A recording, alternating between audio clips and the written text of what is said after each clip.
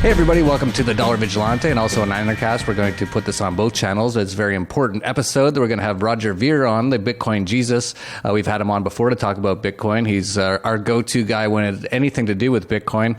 And it's been a very interesting week in Bitcoin. And for people, for Dollar Vigilante subscribers, you'll be seeing this video first before we put it live. So we have Roger Ver coming in from St. Kitts, where he's actually a citizen. He renounced his U.S. citizenship. And this week has been a very interesting week in Bitcoin, Roger, with Mike Hearn, one of the Bitcoin developers, saying that this is the resolution of the Bitcoin experiment, so essentially saying Bitcoin is dead. Why don't you let us know what you think of that? Well, I like Mike. Mike is a really, really smart guy, but he's wrong. And he's wrong like everybody else who's ever said that Bitcoin is dead and Bitcoin is doomed and this is the end of Bitcoin. Every single person that said that so far has been wrong, and Mike's wrong as well when he said that. Yeah, we've been around Bitcoin for years, and I think this is about the 89th time I've heard Bitcoin is dead. If you think Bitcoin is dead, anyone watching, please, we have a Bitcoin address below. Just send me your Bitcoin since it's dead. You're not using them anymore.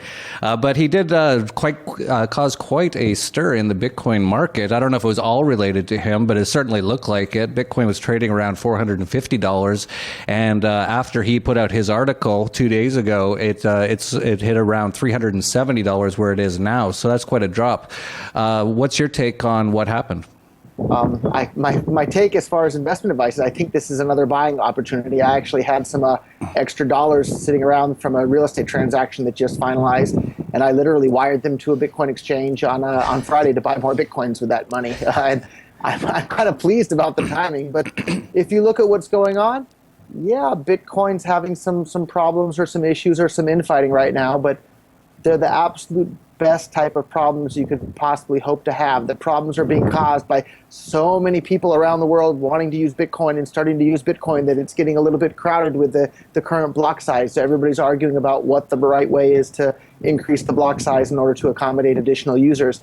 And it actually looks like there's a convergence on an agreement between the largest wallets and the largest mining operators and the largest payment processors are all coming together around increasing the Bitcoin block size from 1 megabyte every 10 minutes to 2 megabytes every 10 minutes, which will instantly double the amount of people around the world that can use Bitcoin. And it's looking even faster than I had hoped, actually, since all this blew up with Mike Hearn a couple of days ago. It looks like in the coming week, like it's pretty much going to be a solid path forward that's going to happen. And what's going to happen after that, everyone's still going to argue about that online for months and years to come. But in the short term, it looks pretty clear that people have centered around a 2 megabyte block size for the Bitcoin blockchain. And I think that's a great thing. And it instantly doubles the amount of people that can use Bitcoin. So that's great for everybody involved. Yeah, that has been the issue over the last few months. There was Bitcoin dropped a little bit a few months ago when there was seemed to be a bit of a disagreement on what the block size should be. And that's interesting that Mike Hearn put this out, saying that's one of the main reasons that he thinks Bitcoin is dead is because of this block size debate. And 2 days later, you're saying that it's almost been resolved. So that's interesting. He also had a few other, and we should also mention, as you mentioned, it's quite funny that the reason he's saying Bitcoin is dead is because it's become so popular that the system can barely keep up anymore. So they're going to have to make changes to the system. He also made some other comments that I'd like to get some comments from you on. One comment he had that I actually didn't even really look into this. It was a very busy week for me with the markets crashing. But I did see this come out and I just skimmed it. And he said, one of the reasons that Well, I'll say exactly what he said. He said, think about it. If you had never heard about Bitcoin before, would you care about a payment network that had wildly unpredictable fees that were high and rising fast? What does he mean by that? So a few months ago or a year ago, to send a Bitcoin transaction, it was basically free or maybe a penny or two. Now it's 4 cents per transaction at the current moment. So it's still much cheaper than PayPal or bank wire transfers. Speaking of that, actually, to send my wire transfer to the Bitcoin exchange to buy more Bitcoins, the bank charged me $50, and then the receiving bank deducted another $30. So it cost $80 to send dollars to the Bitcoin exchange to buy more Bitcoins. And if I could have done it with Bitcoin, if I had the Bitcoins already to do that, it would have cost 4 cents. So I think that's a bit of a hyperbole on his part to call 4 cents a transaction, high price and quickly rising and this and that. It's still cheaper than anything else. And I think there's going to be a bit of downward pressure on that price, I think, as soon as the Bitcoin block size rises to 2 megabytes. And I think 2 megabytes is just the first step. Mike Hearn's a little bit upset because initially he was pushing for 20 megabytes and then 8 megabytes, and then now everybody's negotiated down to 2 megabytes. But I think 2 megabytes is just a step. And the average web page today, that every single web page you look at, the average size is more than 2 megabytes today. So 2 megabytes is nothing. I'm sure the network will have no problem with that. And I don't see it as an issue. So going from 1 or 2 cents to 4 cents is wildly unpredictable fees and high and rising fast. So this seems like quite a bit of not speculation, but he's really blowing a lot of these things out of proportion here. Now, just for us to understand it, myself as well, where does that 4 cents go? It goes to the Bitcoin miners that are securing the Bitcoin network. Okay. I guess one other thing that we should point out, and again, Mike is a super smart guy. I like Mike, but recently he started working for a group of banks that have hired him to build a non-Bitcoin based blockchain. So it's kind of interesting that now that he's working for a bunch of banks, he's a bit down on Bitcoin and the Bitcoin blockchain. Yeah, that is very interesting. Obviously, potential ulterior motives for putting something like this out. Of course, a lot of people who don't like Bitcoin, and definitely those who don't understand Bitcoin, jumped all over it to once again declare Bitcoin dead. But what really appears to have happened here is that Bitcoin developer has moved on and he's gone to the dark side. He's gone to work with the banks, and now he's saying Bitcoin's dead because of some problems, which Bitcoin always has. And keep in mind too, the banks are the ones that have the most to lose if Bitcoin becomes popular. And the banks charged me $80 to move money from one bank account to another bank account. Like, that's crazy. With Bitcoin, you can do it for free, or maybe 4 cents at the high end. So. Yeah, absolutely. It's quite amazing, though, isn't it, how even just an article like this can cause such a price swing in the price of Bitcoin. And I have to tell you that I'm pleased as well as you, because I had been wanting to buy more Bitcoin, and it rose to 450 so fast. I've been waiting. I was hoping for a pullback. So this was a little bit of a blessing in disguise for me, too. So I guess we have to thank Mike for that.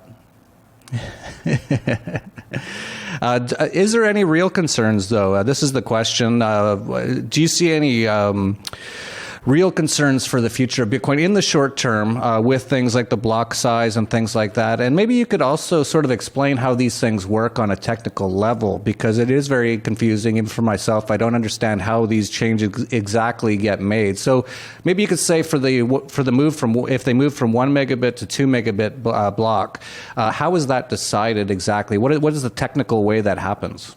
Yeah, there's not necessarily the clearest answer to that. So everybody kind of has to agree in unison. And that's why there's been fighting and arguing over this for months and months and months on the internet. And then it spilled out into the New York Times a couple of days ago there with Mike Hearn's article. But maybe I can summarize the arguments on both sides as best I understand them. And basically, one of the things that makes Bitcoin so incredibly useful is that it can't be censored, it can't be shut down, it can't be controlled. And the reason that's the case is because there's these tens of thousands of computers across the planet that have a copy of the entire Bitcoin ledger, which is called the blockchain. And that ledger today is around 50 gigabytes. So the computer that I'm talking to you on right now has an entire copy of that ledger. And that ledger is growing at the rate of about 1 megabyte every 10 minutes. And inside of that 1 megabyte, you're including all the Bitcoin transactions that happened since the previous block. And so inside of 1 megabyte, there's only so much data and information that can fit. And what's happened with Bitcoin over the last couple of years is that so many people have started using Bitcoin that there's so many transactions every 10 minutes that it's getting right up to the point where they can't quite all fit in this 1 megabyte block every 10 minutes. So the solution that people are congregating around at the moment is to increase that block size to 2 megabytes every minute, which I think is a great thing and will allow twice as many people to use Bitcoin as are using it today. There are other really, really smart people that are working on other technologies that will allow even more transactions to fit inside of each 1 megabyte block or in each 2 megabyte block, if that's what we switch to, without having to actually increase the size. And those technologies are great and interesting and useful, but they're not ready yet. But the big fear that people have is that if this Bitcoin blockchain that today is 50 gigabytes, if suddenly it were to become 5 terabytes, overnight, it would be a little bit difficult to have it still on your computer. And so they're worried that the number of full nodes, those are people that are running the full Bitcoin software around the world, they're worried that that number is going to decrease to a number that's so small that governments would be able to attack all of them and shut it down. But I think they have that argument exactly backwards. So right now, across the entire world, maybe there's 10 million people using Bitcoin today. Maybe that's on the generous side.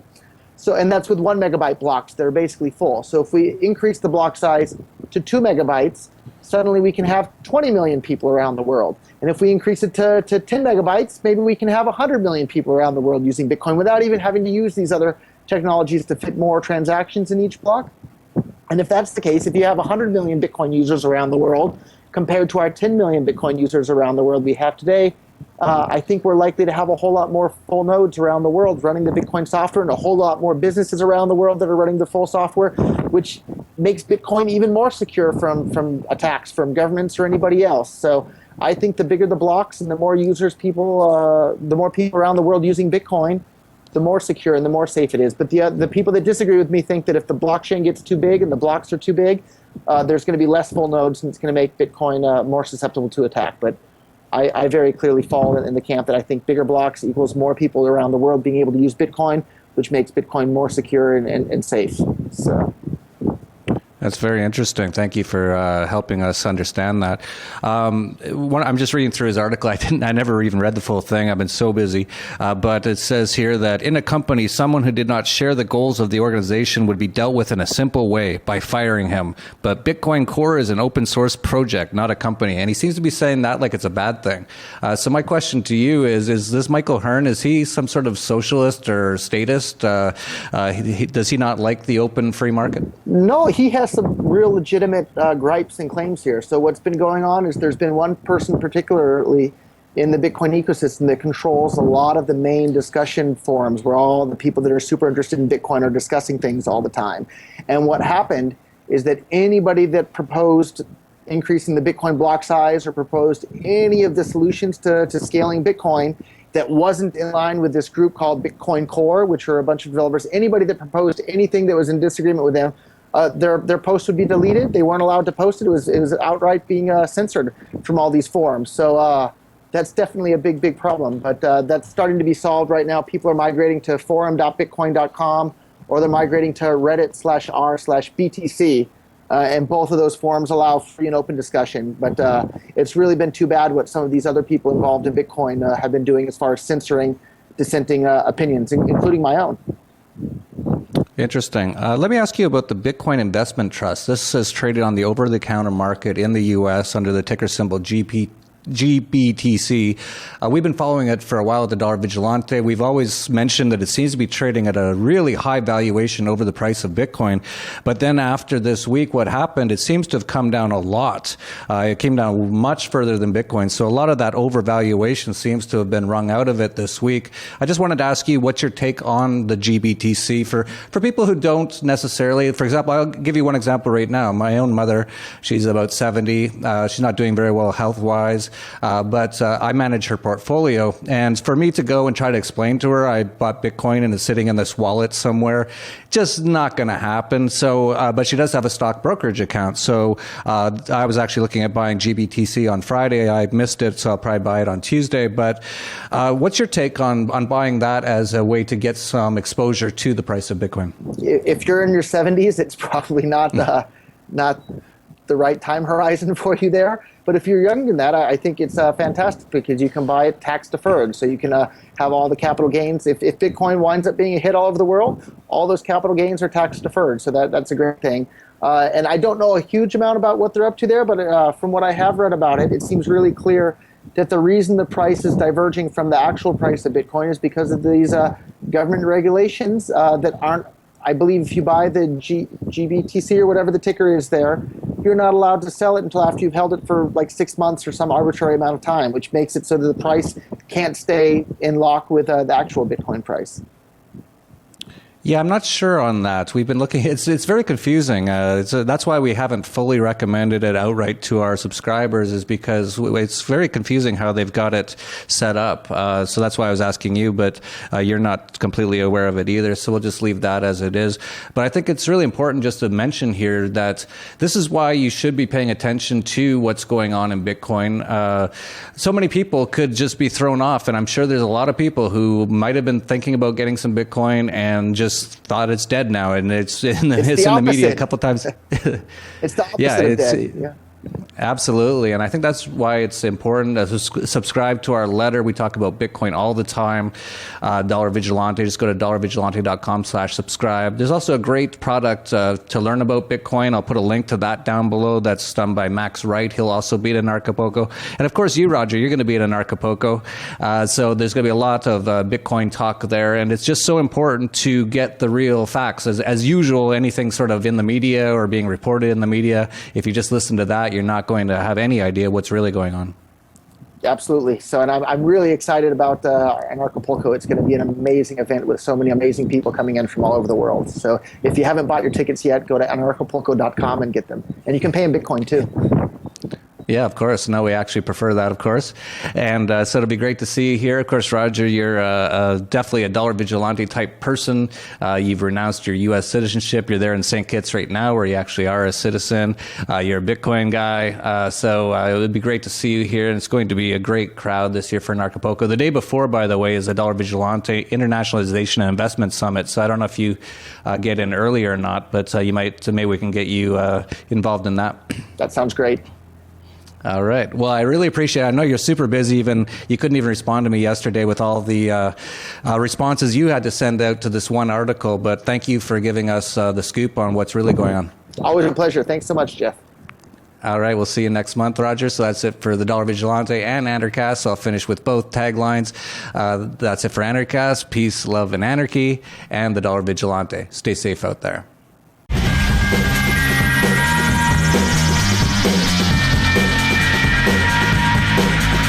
Concept of digital scarcity really excited me because I knew this was going to pave the way for entirely new industries to be built upon this concept, and it's really digital scarcity. I can't really stress that term enough. It's a new word that, you know, in the 21st century we're going to have to get used to, because we're used to unlimited data. Bitcoin is not only the coin, as we most know, and I hope more people will get into this and see that it's not only a coin, but it's also a system. One of these applications, of course, is Bitcoin, and it's also a financial system. It's the most transparent and uncorruptible system I have seen from the insights up till now. DNS is the secret sauce that makes it all work. So all of the current and future battles over control, over choke points, over freedom of speech, what's permitted, what's not permitted, it's all going to take place in the DNS sphere. From Acapulco, Mexico, this is Anarchast.